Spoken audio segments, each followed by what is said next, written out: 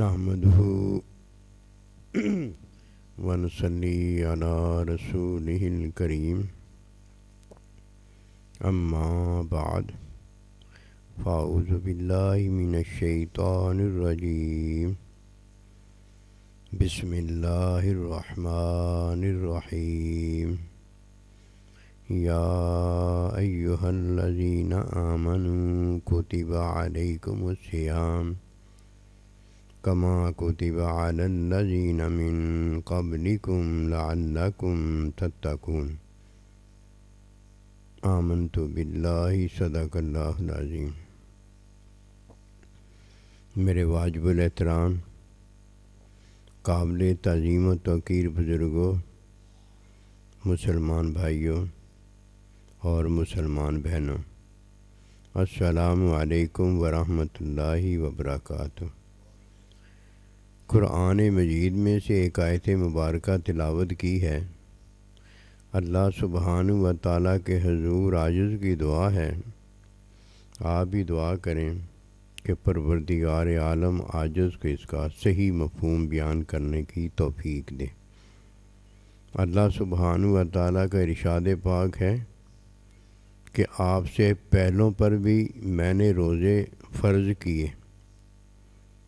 یہ روزوں کی فرضیت ہم پر ہی نہیں کہ ہم ہی مومن ہیں، جو بھی اللہ سبحانہ و تعالیٰ پر ایمان لایا ہے وہ مومن ہے، اور جو بھی مومن ہوا ہے اللہ سبحانہ و تعالیٰ نے اسے متقی پرہیزگار بنایا ہے۔ متقی پرہیزگار وہ ہوتا ہے جو سچ کا علمبردار ہوتا ہے، جو حرام کے ارتکاب سے باز آیا ہوتا ہے، جو عیب میں نہیں بلکہ عیب کے دھلنے میں اور عیب کی صفائی میں ہوتا ہے۔ اللہ سبحانہ و تعالیٰ نے اسے منافقت سے دور فرما دیا ہوتا ہے۔ اللہ سبحانہ و تعالیٰ کا محبوب ہوتا ہے کہ ھدی للمتقین، یہ قرآن مجید جو ہے یہ ہدایت ہے متقین کے لیے، اور متقین کے بارے میں ہی اللہ کا ارشاد ہے کہ وَاعْلَمُوا أَنَّ اللَّهَ مَعَ الْمُتَّقِينَ۔ عورت متقیہ ہو یا مرد مومن متقی ہو، اللہ اس کے ساتھ ہوتا ہے، اور اللہ اپنے محبوب بندوں کے ساتھ ہے، اور جسے محبت حاصل نہیں اسے تقویٰ نہیں ملا ہوتا۔ یہ تقویٰ ہے جو بندے کو سچا بناتا ہے، یہ تقویٰ ہے جو بندے کو حلال میں داخل فرما کر حلال کے ارتکاب پر اللہ پروردگار کا محبوب بناتا ہے۔ یہ تقویٰ ہے جو عیب دھو دیتا ہے، یہ تقویٰ ہے جو منافقت کو فارغ کر دیتا ہے، یہ تقویٰ ہے جو جہالت سے بندے کو نکال دیتا ہے، اور یہ تقویٰ ہے جس میں اللہ اپنے بندے کو اپنی محبت دیتا ہے، اس سے محبت کرتا ہے اور اسے اپنے ساتھ رکھتا ہے۔ اس کے بغیر ممکن نہیں کہ کسی کو روزہ نہ ملا ہو اور وہ متقی پرہیزگار ہو جائے۔ پہلوں کو روزہ ملا، جو مومن تھے وہ فرشتے تھے، اور جو ان فرشتوں میں منافق ٹھہرا وہ شیطان ہوا۔ شیطان نے تقویٰ اختیار نہیں کیا۔ تقویٰ اور چیز ہے، اپنا اچھا عمل اور چیز ہے۔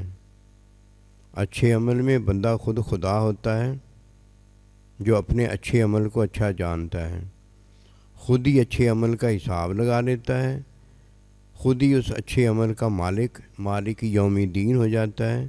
جو اچھا سمجھتا ہے اس کو اچھا کہہ دیتا ہے۔ اچھا تو عمل نہیں ہوتا، اچھا تو اللہ کا حکم ہوتا ہے۔ جس نے اللہ کا حکم نہیں مانا ہوتا وہ عمل جتنے بھی کرتا ہے ان عملوں کو اچھا نہیں کہا جاتا۔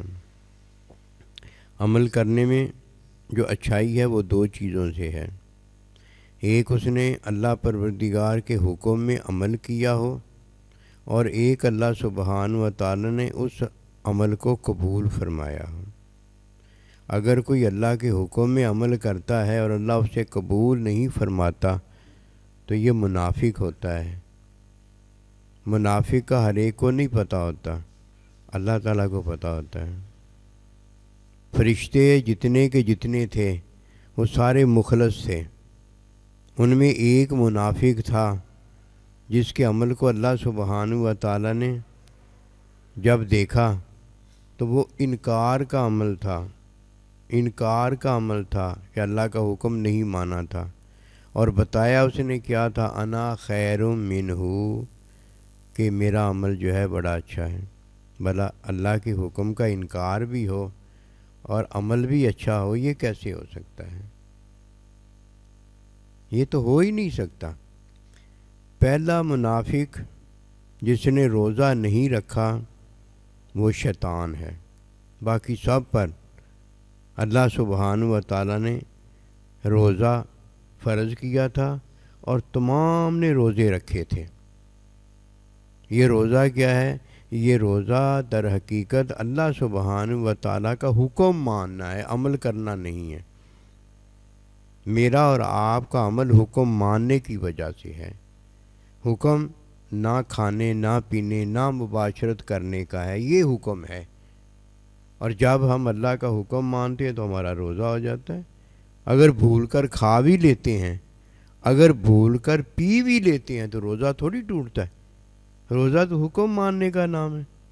اور اگر کوئی حکم نہ مانے اور یہ کہہ دے کہ میرا عمل جو ہے وہ بہت اچھا ہے، عمل اس کا یہی ہو سکتا ہے نا کہ وہ کھاتا نہیں، چلو ابھی نہیں کھاتا تو عمل یہ اچھا ہے، یہ قائم رہنا چاہیے، رات کو بھی نہیں کھانا چاہیے۔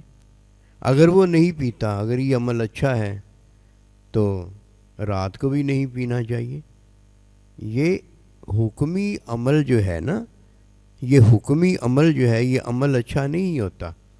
کہیں حکم حرام کھانے کا ہوتا ہے تو عمل ظاہری اس نے حرام کھانے کا کیا ہوتا ہے، یہ عمل اچھا نہیں ہوتا۔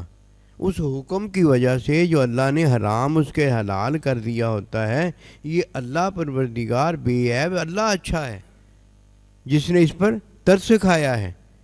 حرام کو اللہ پروردگار نے وقتی طور پر حلال کر دیا ہے، ورنہ حرام کھا کے کوئی بچ ہی نہیں سکتا۔ حرام کھانا تو ایک مرض ہے، ایک قرض ہے، ایک زندہ عارضی کے لیے ایک مردہ پن ہے۔ یہ کیسے ہو سکتا ہے زندہ کوئی مردہ کھاتا ہو؟ وہ تو مردہ اس زندہ کو مار دے گا۔ یہ اللہ پروردگار کا حکم ہے جو کسی کے عمل کو اچھا بناتا ہے۔ اور اچھا پتہ کیا ہے؟ اللہ سبحانہ و تعالیٰ کا حکم جو ہے، ایک تو اسے حلال کھلاتا ہے، اور ایک اللہ سبحانہ و تعالیٰ اس کے عمل کو قبول فرما لیتا ہے۔ حلال بھی اس نے کھلایا ہے، زندگی بھی اس نے دی ہے، اور حلال کھلانے کے بعد ہے حرام لیکن اللہ نے اسے قبول کر لیا ہے۔ یہ تو رحمت، یہ تو ترس، یہ تو محبت اللہ سبحانہ و تعالیٰ نے کی ہے۔ تو پہلا جو روزے کا انکاری تھا وہ کون تھا؟ شیطان۔ دوسرا جو روزے کا انکاری تھا وہ کون تھا؟ شیطان کا پیروکار۔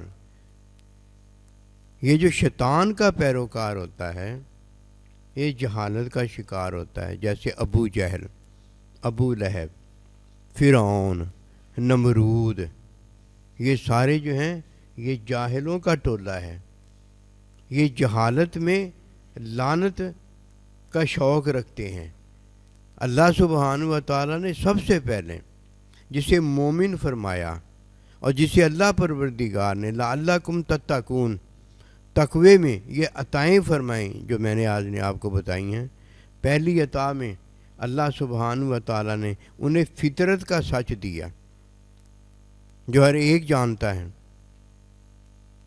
کوئی بولتا ہے تو سننے والا بھی جانتا ہے، اور کوئی سنتا ہے تو یہ سننے والا اس کے سچ کو جانتا ہے، بتانے والا وہ بھی جانتا ہے، سننے والا وہ بھی جانتا ہے، دونوں ہی جانتے ہیں۔ اب مثال کے طور پر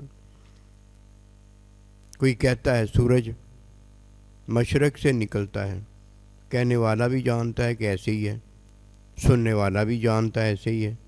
اور اگر کوئی کہتا ہے کہ سورج مغرب سے نکلتا ہے تو کہنے والا بھی جانتا ہے، سننے والا بھی جانتا ہے کہ یہ جھوٹ ہے۔ فطرت کے خلاف کہنے والا اور سننے والا دونوں ہی جانتے ہیں کہ یہ جھوٹ ہے۔ اور اللہ سبحانہ و تعالی جب کسی کو جھوٹ سے بچاتا ہے تو اسے کیا دیتا ہے؟ فطرت دیتا ہے۔ یہ فطری لوگ جتنے بھی آئے ہیں، یہ سچے لوگ آئے ہیں، انہوں نے فطرت کو دین جانا ہے، اور دین نے فطرت کو دین بتایا ہے۔ کیوں؟ اس میں پتہ وجہ کیا ہے؟ فطرت وجہ نہیں ہے، فطرت جو انہیں سچ دیتا ہے یہ وجہ ہے۔ پہلے اللہ سبحانہ و تعالیٰ فطرت کا سچ دیتا ہے، پھر اللہ سبحانہ و تعالیٰ اپنے حکم کا سچ دیتا ہے، پھر اللہ سبحانہ و تعالیٰ اپنے فعل کا سچ دیتا ہے۔ یہ پکے سچ ہیں جن کو کوئی بدل نہیں سکتا، جن کو کوئی جھوٹ نہیں بنا سکتا۔ جیسے ہی کوئی ان کو جھوٹ بناتا ہے خود کیا ہو جاتا ہے؟ جھوٹا ہو جاتا ہے، اور جیسے ہی ان کو کوئی سچ بتاتا ہے وہ کیا ہو جاتا ہے؟ سچا ہو جاتا ہے۔ فعل کا سچ دیا، اور اس کے بعد اللہ سبحانہ و تعالیٰ نے جب کسی کو فعل کا سچ دیا، اس کا عیب مٹا دیا۔ فعل سے اللہ پروردگار کسی کا عیب مٹا دیتا ہے۔ جیسے فعل ماں باپ کا ہوتا ہے، فعل ماں باپ سے کیا ہو جاتی ہے؟ اولاد ہو جاتی ہے۔ اولاد کیسے ہوئی؟ ماں باپ کے فعل سے ہوئی ہے، عمل سے اولاد نہیں ہوتی۔ ماں باپ ہم میں بیٹھ کر عمل کرتے ہیں، کھاتے بھی ہیں، پیتے بھی ہیں، سوتے بھی ہیں، جاگتے بھی ہیں، کمائی بھی کرتے ہیں، خرچ بھی کرتے ہیں، ہم میں بیٹھ کر سارے عمل کرتے ہیں، اولاد کوئی نہیں ہوتی۔ لیکن جب جوڑا آپس میں فعل کی ادائیگی کرتے ہیں تو کیا ہوتا ہے؟ اولاد ہو جاتی ہے۔ ایسے ہی اللہ سبحانہ و تعالیٰ نے جب کسی کا عیب مٹانا ہوتا ہے تو اللہ سبحانہ و تعالیٰ اسے متقی بنا دیتا ہے۔ جب کوئی متقی ہو جاتا ہے تو وہ فطرت کا سچ بولتا ہے، وہ حکم کا سچ بولتا ہے، وہ فعل کا سچ بولتا ہے، وہ علم کا سچ بولتا ہے، وہ محبت کا سچ بولتا ہے، بے عیب ہو جاتا ہے۔ لعلکم تتقون، جو اللہ نے چاہا ہوتا ہے وہ پورا ہو جاتا ہے، اور اللہ کی چاہت پر جو متقی ہو جاتا ہے تو یہ وہ ہے کہ وَاعْلَمُوا أَنَّ اللَّهَ مَعَ الْمُتَّقِينَ، اللہ اس کے ساتھ ہو گیا۔ اللہ ایسی کسی کے ساتھ ہو گیا؟ اللہ جھوٹے کے ساتھ نہیں ہوتا۔ اللہ پروردگار حرام کا ارتکاب کرنے والا جو حکمی عمل نہیں بجا لاتا، یہ حرام میں ہوتا ہے، حرامی کے ساتھ نہیں ہوتا۔ اللہ عیب والے کے ساتھ نہیں ہوتا کہ سبحان اللہ جی کہ وہ بے عیب ہے۔ اللہ سبحانہ و تعالیٰ جاہل کے ساتھ نہیں ہوتا کہ جہالت میں اللہ نہیں ہوتا، جاہل کے ساتھ نہیں ہوتا۔ اللہ سبحانہ و تعالیٰ منافق کے ساتھ نہیں ہوتا کہ منافق جو ہے وہ لعنت میں ہوتا ہے، اللہ سے جدائی میں ہوتا ہے، اللہ کے ساتھ نہیں ہوتا۔ اب اللہ نے اسے متقی بنایا ہے، اور جسے اللہ متقی بناتا ہے وہ ہے جو اللہ کے بندوں کے ساتھ ہے، جنہیں اللہ کے بندوں کے ساتھ ہونے کا حکم ہے۔ کیوں؟ اسے پتہ نہیں ہوتا کہ اللہ کا بندہ جو ہے وہ اللہ کے ساتھ، اس کے ساتھ ہونے والا اللہ کے ساتھ ہوتا ہے کہ لا تحزن ان اللہ معنا، اے ابوبکر اب تو غم نہ کر، ان اللہ معنا، اب تو میرے ساتھ ہے۔ اور ہمارے ساتھ کون ہے؟ اس لیے کہا تھا ہمارے ساتھ کہ دو ہو گئے تھے، اللہ ہے، نبی صلی اللہ علیہ وسلم کے ساتھ اللہ ہے۔ اب یہ دو ہو گئے تھے، اور یہ دو کیسے ہوئے تھے؟ ابوبکر صدیق نبی رسول علیہ السلام کے ساتھ ہو گئے تھے۔ اب فرمایا ان اللہ معنا، اب اللہ ہمارے ساتھ ہے، دو جو ہو گئے تھے۔ جب تک کوئی اللہ کے بندے کے ساتھ نہیں ہوتا اسے کیا پتا کہ اللہ کا ساتھ کیسے ملتا ہے؟ اور اللہ کے بندے کے ساتھ ہونے والا زبانی اللہ کے بندے کے ساتھ ہوگا تو زبان اس کی ساتھ ہے، آنکھوں کے ساتھ ہوگا کہ میں اسے دیکھتا ہوں وہ مجھے دیکھتا ہے، تو یہ آنکھوں کا ساتھ ہے۔ سننے میں ہوگا تو یہ سننے کا کان کا ساتھ ہے۔ چل کر جا کے ساتھ ہوتا ہے تو یہ تو ٹانگوں کا ساتھ ہے۔ اللہ تو یہ ارشاد ہی نہیں فرماتا، اللہ کا تو حکم ہی کی اور ہے۔ اللہ کا تو حکم یہ ہے کہ کونو مع صادقین، ان کے ساتھ ہی ہو جاؤ، صیغہ استمراری ان کے ساتھ ہی ہو جاؤ۔ یہ ساتھ کیسے ہو سکتا ہے؟ وہ سچ میں یہ بھی سچ میں ان کے ساتھ ہو جائے، کیسے ہوگا؟ وہ سچ دیں گے اسے، وہ حکمی حلال میں ہے، یہ بھی حکمی حلال میں ہو جائے، یہ کیسے ہوگا؟ وہ تعلیم میں دیں گے، وہ بے عیبی میں ہیں، عیب سے نکلے ہوئے ہیں، یہ کیسے ہو جائے گا جب وہ اللہ کا بندہ اسے علم کی عطا کرے گا، اللہ سبحانہ و تعالیٰ کے فعل کی معرفت دے گا، یہ بے عیب ہو جائے گا۔ یہ بے عیب ہے جو جہالت سے نکلا ہوتا ہے۔ جاہل بندہ تو عیب کے اندر پڑا ہوتا ہے، عیب بڑا ہے، عیب والا مومن نہیں ہوتا، عیب جھوٹ ہے۔ فرمایا صلی اللہ علیہ وسلم، فرمایا کہ مسلمان میں کمی کوتاہی ہو سکتی ہے، لیکن ایک چیز نہیں اس میں ہوتی، جھوٹ نہیں اس میں ہوتا، کیونکہ جھوٹ جو ہے نا وہ عیب کو دھوتا ہے، جھوٹ جو ہے نا وہ کمیاں بندے کی دور کر دیتا ہے، سچ جو ہے نا وہ عیب دھوتا ہے، اور سچ جو ہے وہ کمیاں جو جھوٹ کی ہیں ان کو دور کر دیتا ہے۔ اور اگر جھوٹ ہی اس میں ہے تو کمیاں کون دھوئے گا؟ اس لیے اللہ کا بندہ ہے جو سب سے پہلے فطرت کے سچ کی تعلیم دیتا ہے۔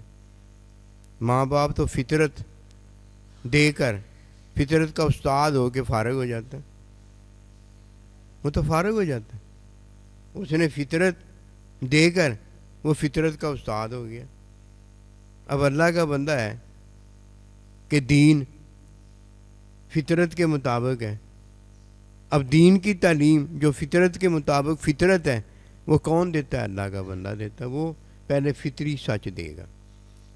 یہ فطری سچ دے رہے تھے کون؟ حضرت ابراہیم علیہ السلام، اللہ کا بندہ، کہ ستارے جو تمہارا رب ہے، جو تمہارا خدا ہے، یہ تو ڈوب گئے ہیں، یہ تو غائب ہو گئے ہیں، یہ نہیں ہے۔ سورج جو تمہارا خدا ہے یہ بڑا ہے، تم اسے جانتے ہو سارے، لیکن یہ تو ڈوب جاتا ہے، یہ خدا نہیں ہے۔ فطری سچ دیا جا رہا ہے،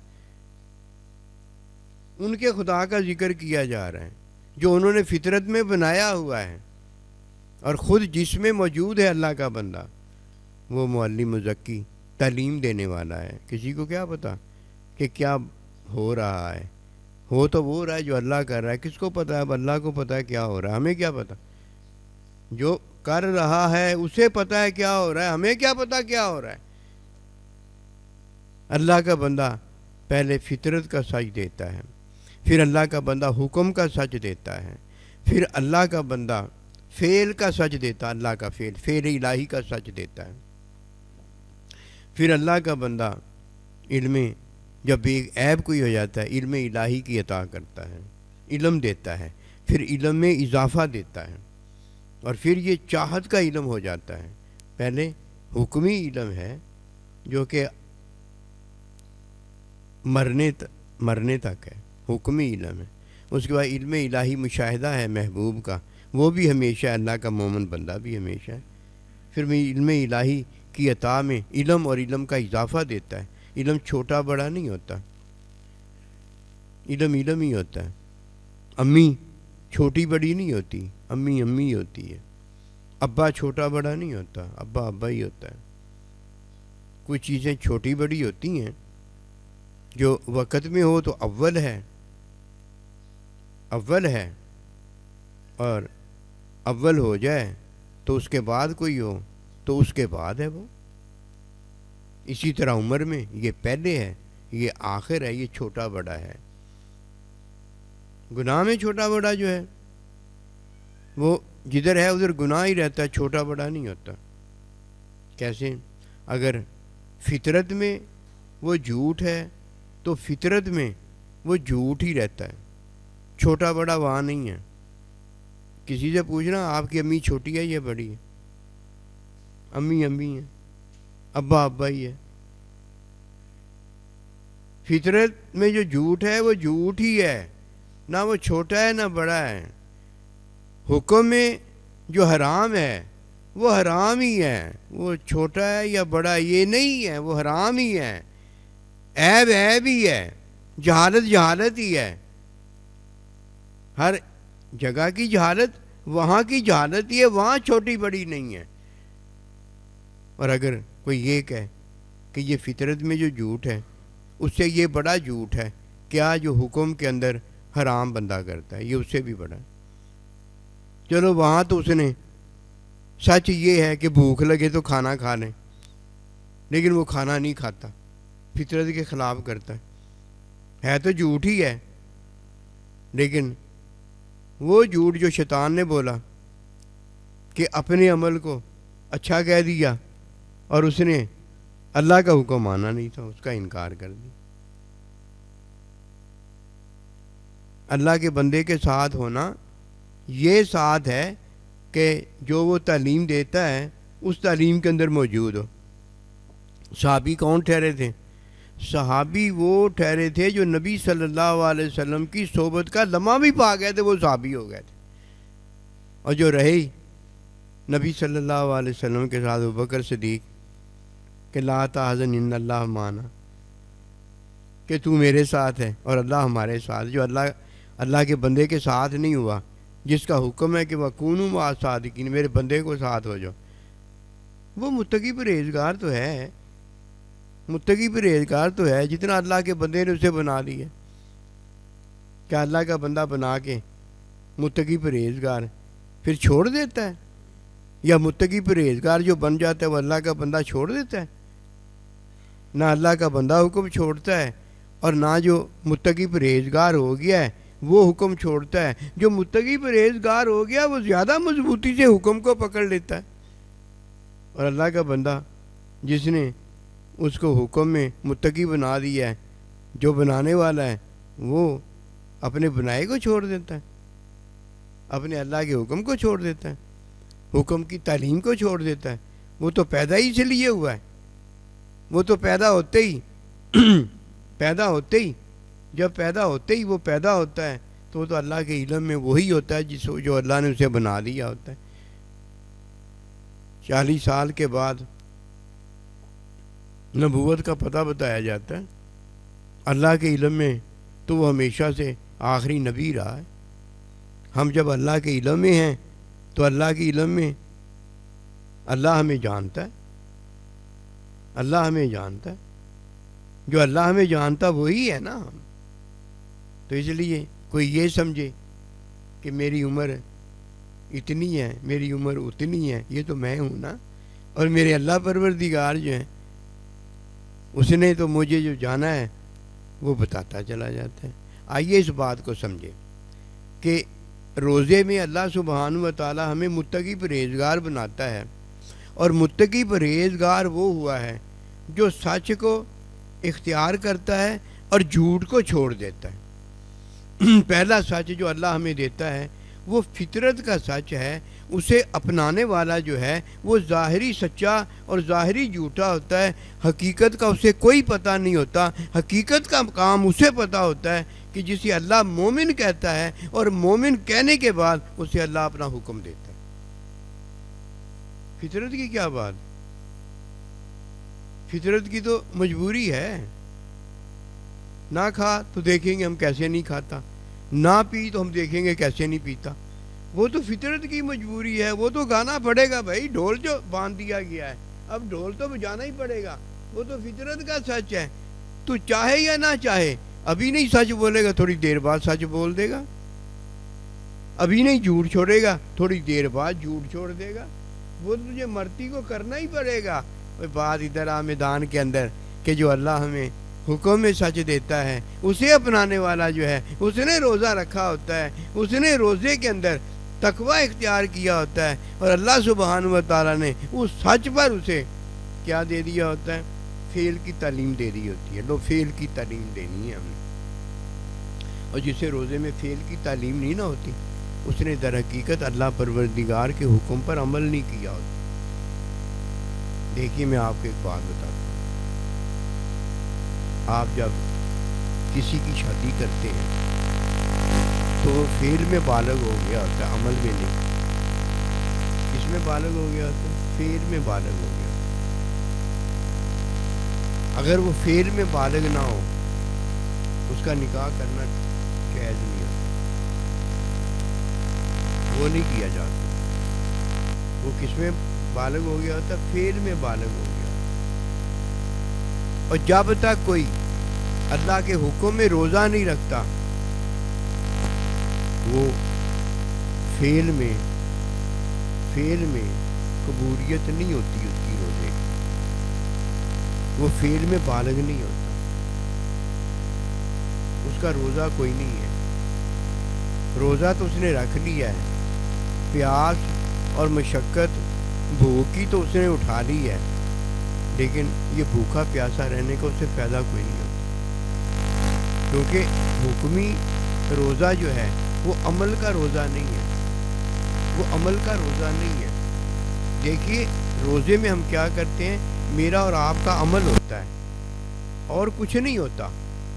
میرا اور آپ کا عمل ہوتا ہے، لیکن یہ عمل ہوتا کس میں؟ اللہ کے حکم میں ہوتا ہے. ورنہ وہی میرا کھانا پینا جو ہے، جیسے ہی میں سحری کرتا ہوں وہی کھاتا پیتا ہوں، لیکن روزے میں نہیں وہی کھاتا پیتا. اب میرا عمل کیوں روزہ بنا؟ کہ میں نے اس کا حکم مانا. میرا عمل کیوں سحری بنا؟ کہ میں نے اس کا حکم مانا.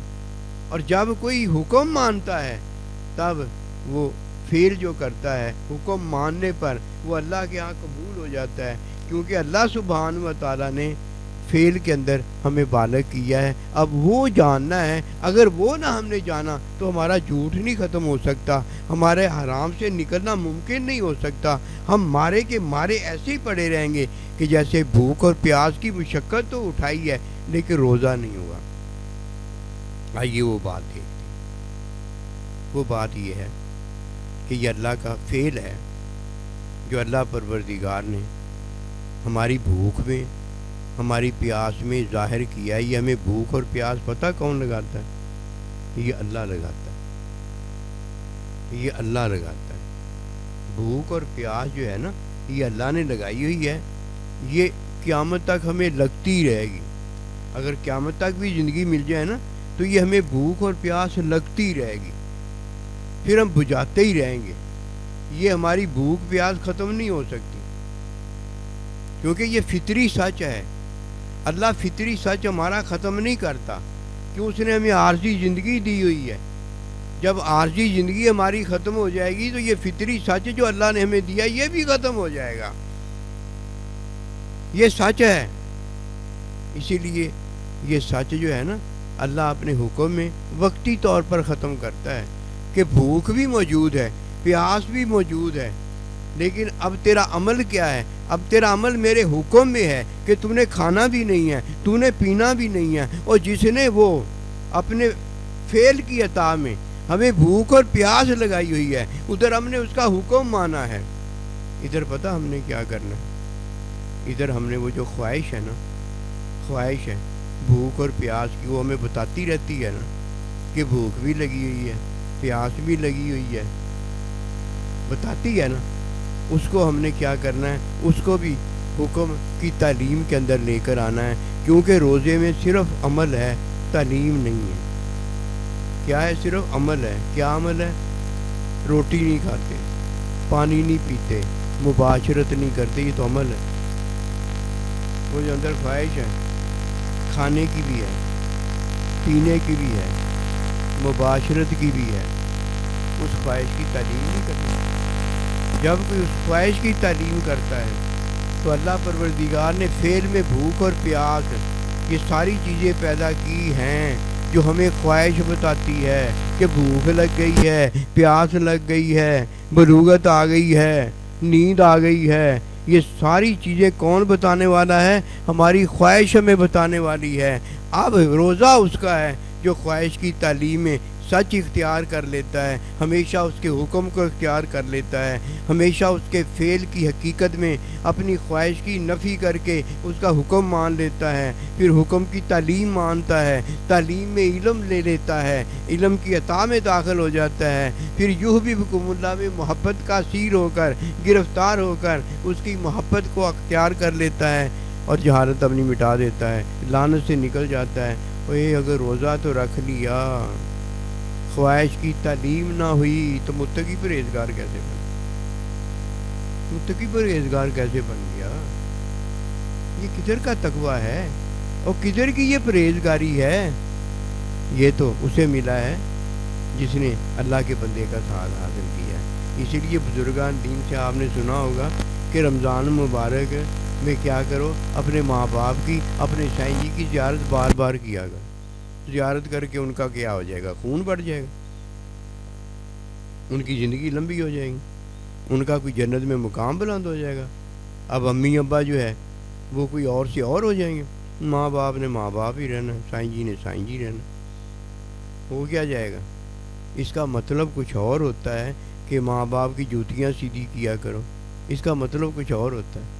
ماں باپ کی جوتیاں سیدھی کیا کرو، جنتی ہو جاؤ گے، پھر وہی جوتیاں اٹھا کے سیدھی کرنے کے بعد ماں باپ کے سر پر مارنے لگ جاؤ، جنتی بڑی اونچی ہو جائے۔ ہر چیز کا مطلب وہ نہیں ہے جو ہم لیتے ہیں، وہ الفاظ اس لیے ادا کیے جاتے ہیں کہ الفاظ میں ایک دستک ہو جائے، دروازہ کھٹکا دیا جائے کہ پتہ ہو جائے گھر میں کہ دروازہ کھٹکھٹایا جا رہا ہے، بس اتنی ہی۔ فلانے کا نام لیا تو اس کا مطلب کیا ہے؟ اس کا مطلب یہ اسے پتہ ہو جائے مجھے کوئی بلا رہا ہے۔ بات تو بعد میں ہوتی ہے۔ دو چیزیں ہیں، پہلا سچ فطرت کا ہے، یہ اسے ملتا ہے جو خواہش کی نفی کرتا ہے اور خواہش کی نفی میں جھوٹ نہیں بولتا، فطرت کے خلاف بات نہیں کرتا۔ جھوٹ کیا ہے، سچ کیا ہے، کوئی بھی اس کو جاننے کی بھی کوشش کرنی چاہیے۔ بڑی بڑی باتیں کرنا، بڑے بڑے درس دینا، بڑے بڑے فتوے اور بڑے بڑے دعوے کرنا، کسی کو مسلمان نہ رہنے دینا، کوئی حرام نہ رہنے دینا، سب کو حلال کر دینا اور سارے حلال کو حرام کر دینا، یہ کمال نہیں ہوتا۔ ایک ہی کمال ہے کہ سچ کو سچ کہا جائے، سچ کو سچ کہے۔ جب سچ کو سچ کہہ دیا، جھوٹ کدھر رہ گیا؟ جھوٹ کا درس کدھر رہ گیا؟ پہلا سچ فطرت کو ماننا ہے، دوسرا سچ اللہ کے حکم کو ماننا ہے، تیسرا سچ اللہ کے فعل کو ماننا ہے، چوتھا سچ اللہ کی صفات کو ماننا ہے، پانچواں سچ اللہ کی ذات کو ماننا ہے۔ یہ سچ ہی سچ ہے۔ جب کوئی فطرت میں اللہ کا حکم مانتا ہے تو یہ اب سچ نہیں ہوتا، یہ کیا ہوتا ہے؟ حق ہوتا ہے۔ اور جب حق میں کوئی اللہ سبحانہ و تعالیٰ کے فعل کو مانتا ہے، صفت کو مانتا ہے، یعنی صفات الہیہ کو مانتا ہے، اللہ کی ذات کو مانتا ہے، یہ علم الہیہ ہوتا ہے۔ ہر ایک بات علیحدہ ہے۔ پہلا سچ یہ ہے کہ فطرت کے خلاف نہ کیا جائے۔ یہ تب ممکن ہے جب کوئی اپنی خواہش کی تعلیم کرتا ہے۔ قوم لوط نے خواہش کی پیروی میں وہ کام کیا جو فطرت کے خلاف تھا، عیب میں پڑے ہوئے تھے۔ عیب سے نکالنے کے لیے سچ کی ضرورت ہے۔ پہلا سچ فطرت ہے۔ جب وہ فطرت کے خلاف ہوتا ہے تو سچ نہ ہونے کی وجہ سے اس میں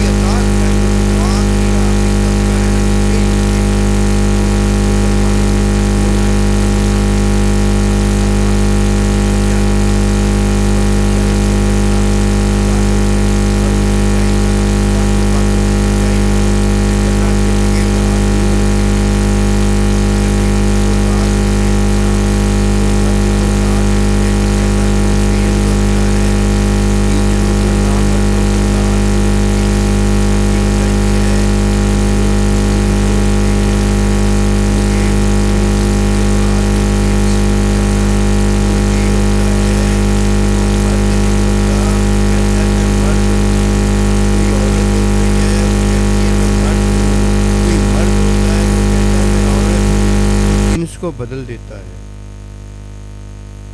وہ جنس کو بدل دیتا ہے۔ دیکھنی اسے عورت ہوتی ہے، وہ دیکھتا کس کو ہے؟ مرد کو ہے۔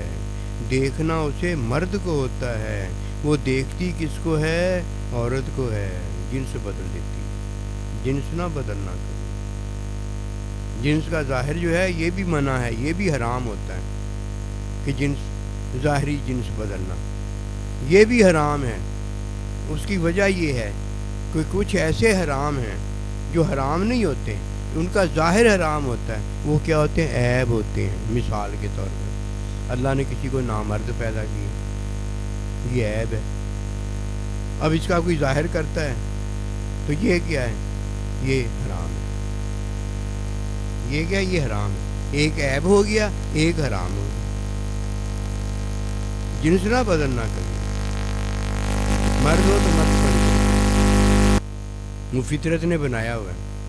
عورت ہو تو عورت بن کے رہنا، وہ عورت وہ فطرت نے بنایا ہوا ہے۔ کیوں؟ اگر نہیں بنایا تو یہ عیب ہے،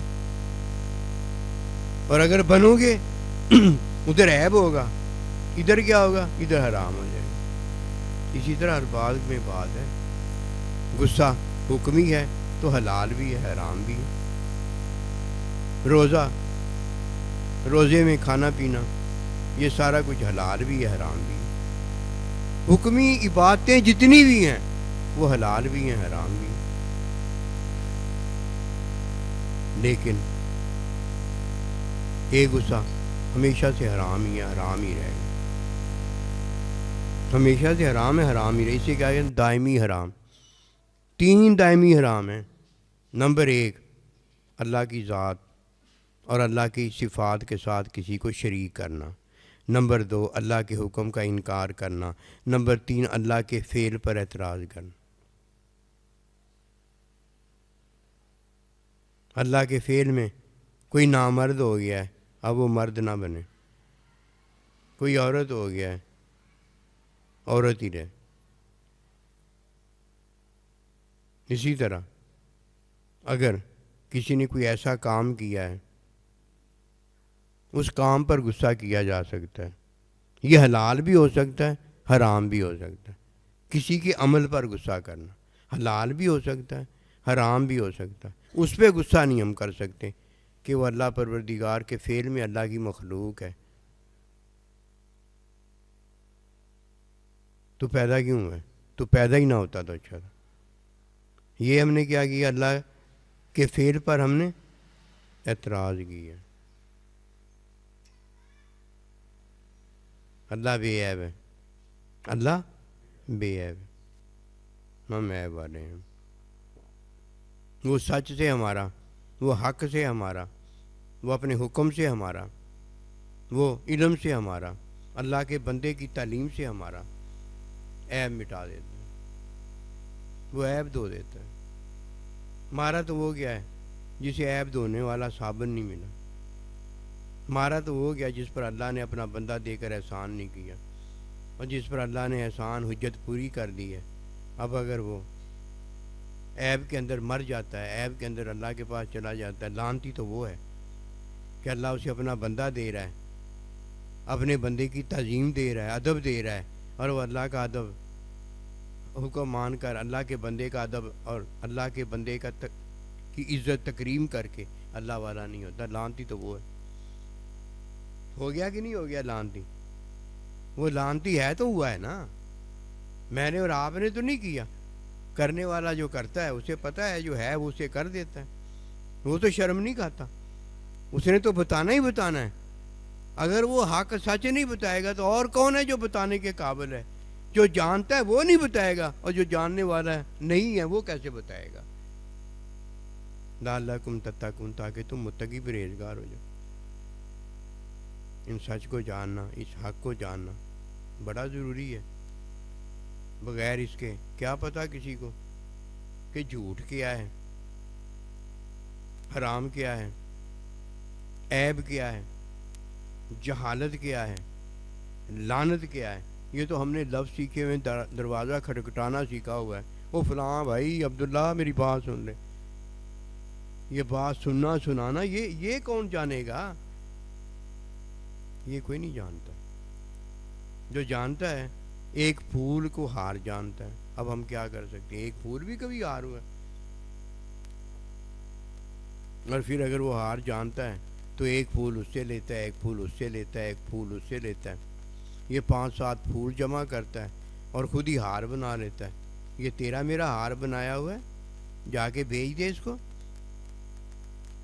اور جو ہم نے اپنے یار دوست کو پہنانے کے لیے، اللہ نبی رسول نے پہنانے کے لیے بنایا، وہ بیچے تھوڑی جاتے ہیں ہار، کہ بیچے جاتے ہیں؟ ان کو تو خریدا جاتا ہے. ان اللہ اشترا من المومنین، کہ اللہ پاک فرماتا ہے میں نے خرید لیا ہے مومنین سے ان کا مال اور ان کی جان کو، بالجنہ، جنت کے بدلے. ان کو تو خریدا جاتا ہے. ادھر ہار خریدے جاتے ہیں، ادھر ہار بنائے جاتے ہیں. یہ اللہ تعالیٰ کے نبی نے ہار بنائے تھے، ہار بنائے جاتے ہیں. اور یہ ہار بن جاتے ہیں پہنانے والے تو ان کو خرید لیا جاتا ہے. اللہ نے خرید لیا. نبی رسول علیہ السلام نے جتنے ہار بنائے تھے، اللہ کے بندے جتنے بنائے تھے، اللہ نے سارے کے سارے خرید لیے. لَقَدْ رَضِيَ اللَّهُ عَنْهُمْ وَرَضُوا عَنْهُ، سب کو اللہ نے خرید لیا. وَمَا تَوْفِيقِي إِلَّا بِاللَّهِ.